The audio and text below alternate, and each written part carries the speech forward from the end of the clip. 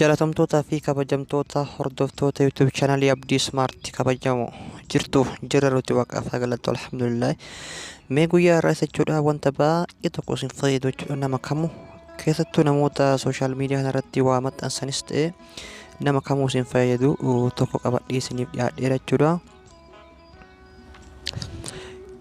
Kanneen chaanala kiyyaa fi haaraa taatan hangammaa chaanala kiyya kan sabiskiraayib goonee yoo jiraattan please chaanala kiyya kana sabiskiraayib godhaa. Inni sabiskiraayib gootan sabiskiraayibiin keessan akka isin fayyaduuf jechuudha.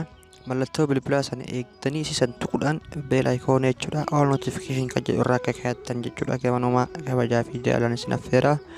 Egaa nafaana dura. Okay, kabajamtootaa fi hordoftoota kiyya. Fakkeenyaaf akkuma beekamu yeroo adda addaa jechuudha suuraa yookaan footoo tokko argachuudhaaf karaalee hedduu deemnee jechuudha googilii gubbaadhaan sarchii goonee gannoo bu'uudhaaf inni rakkataa akkasumas wanta barbaanne san kallattiidhaan argachuu hin dandeenyu jechuudha. Fakkeenyaaf suuraa Jawaarii googilii gubbaa dhaqee yoo itti barreessaa jechuudha kallattiidhaan googiliin yookaan naafis fiduu gabbuusuudhaaf namoota hedduun rakkisaa maaliif websaayitii adda addaa irraa isin oofachuudha. Kan hundaayyuu jechuudha achumatti dhiyeessitanii jechuudha appilikeeshinii tokko qofa gabbuufattan jechuudha. Appilikeeshinii kana yoo gabbuufattan ishee jechuudha wanti isin irraa dhabdan hin jiru jechuudha. Wanti isin irraa dhabdan hin jiru waa hunda qaba jechuudha. Karaa gabaabaadhaan footoo barbaaddanii wanta adda addaa jechuudha fakkeenyaaf wanta suuraa ta'e wanta beekamaa ta'e hunda wanta irraa dhabdan hin jiru jechuudha. Irraa fayyadama baay'ee tokko isin fayyada. Appilikeeshinii kana argachuudhaaf pilaastoorii irratti deemtanii argachuu dandeessanii ordinaal isaa jechuudha. Appilikeeshinicha jechuudha pilaastoorii keessan irra galuudhaan image search jettanii barreessitan. Image search dhiifama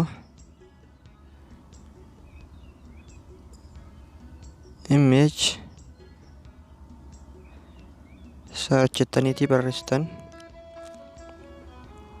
Already isa kanaan daawwatu godhadhee jira waan ta'eef kun jalqaba irra agartan kana jechuudha. Ana namuu update godhinaan jedha isa kana jechuudha. An daawwatu godhee jira waan ta'eef garuma daawwate deebi'ee haala hojii isaa isin garsiisa. Na hordofaa.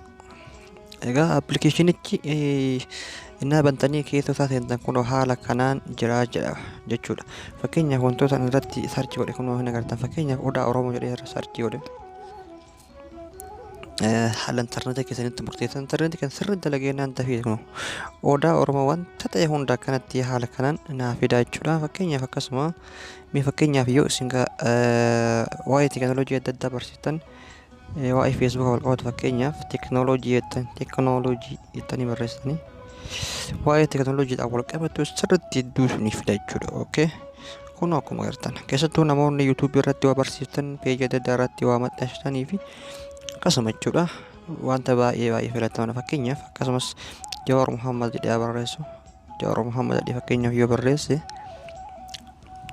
kun Jawaariin suuraa Jawaar waan ta'e hunda akkanatti naa fidaa jechuudha. Okay, kabajamoo.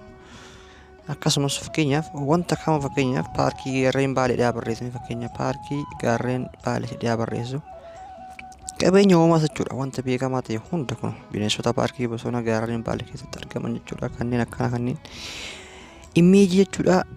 Wanti imeejii suuraa ta'e asirraa wanta dhabame hin jiru jechuudha. Kabajamtoota hordoftoota keenya. Kanaaf imeejichi kun imeejii sarchiin kun baay'ee tokko wanta bareedaadha. Keessattuu namoota sooshaal miidiyaa irratti barsiiftaniif akkasii barumsi kiyyaa isin fayyadaa isinitti tola jedheetii yaada. Chaanalii kiyyaaf kan haaraa taatan please subscribe godhaa, share godhaa viidiyoo kana mee laayikis godhaa Oromootti harkishin irraa hanqitu. Akkasii isinin jaadha isinin kabajaa barumsatti aanu hanga ol deddeebinutti nagayaa fi jaalala rabbii akkuma jedhatanitti isiniif haa baay'atu. Bye.